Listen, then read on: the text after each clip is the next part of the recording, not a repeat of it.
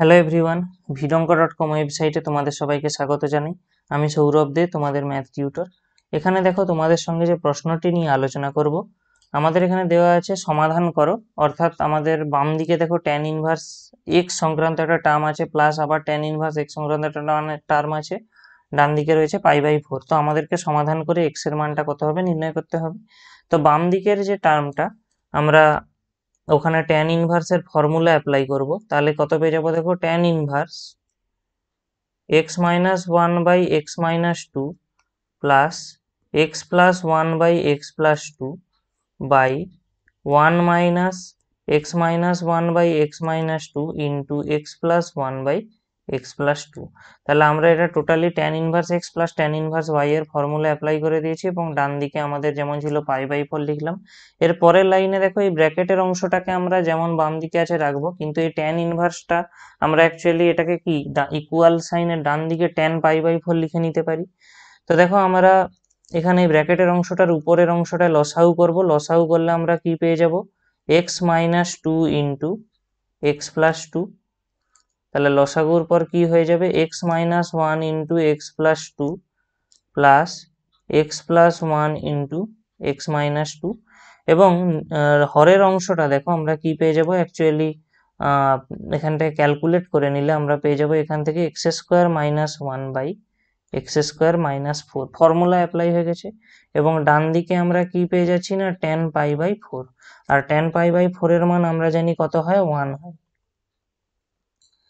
তাহলে এখানে আমরা যে লসাগু করছি, তাহলে লবের যে লসাগু সেটা কত আসছে, এক্স স্কোয়ার মাইনাস ফোর।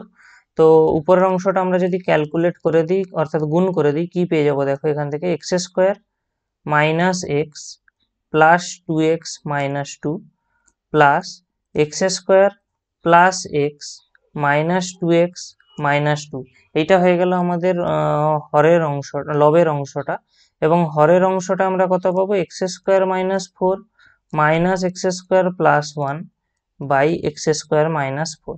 এবং ডান দিকের অংশটা ট্যান π/4 এর ভ্যালু কত, 1, কারণ ট্যান 45 এর মান আমরা জানি 1 হয়। তাহলে আমরা এখান থেকে কি পাবো দেখো, এইখানের যে হরের অংশটা এটাকে আমরা ডান দিকে পাঠিয়ে দিতে পারি। অ্যাকচুয়ালি এখানের এই এক্স স্কোয়ার মাইনাস ফোর এর অংশগুলো দেখো এখানে কেটে যাবে, কারণ এরা সেম। আর এই যে বাকি যে অংশটা রইলো, এখানে দেখো এক্স স্কোয়ার কেটে যাচ্ছে। তাহলে আমাদের এখানে কত রয়ে যাচ্ছে, মাইনাস ফোর প্লাস ওয়ান, মানে কত, মাইনাস থ্রি। ওটাকে আমরা কি করলাম, ইকুয়াল সাইনের ডান দিকে পাঠিয়ে দিচ্ছি।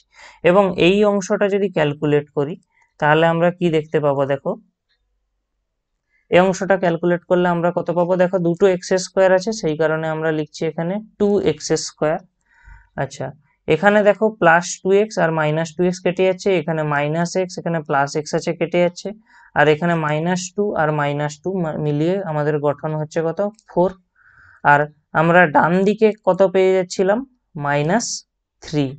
ঠিক আছে, তাহলে আমরা এখান থেকে এর পরে কি করব, টু এক্স স্কোয়ার সমান পেয়ে যাব, এই মাইনাস ফোরটাকে আমরা ডান দিকে নিয়ে যাচ্ছি, তাহলে আমরা পেয়ে যাব মাইনাস থ্রি প্লাস ফোর মানে ওয়ান। অর্থাৎ আমরা এক্স স্কোয়ারের যে ভ্যালুটা পাচ্ছি সেটা আমাদের দাঁড়াচ্ছে কত, এক্স স্কোয়ারের ভ্যালুটা দাঁড়াচ্ছে হাফ।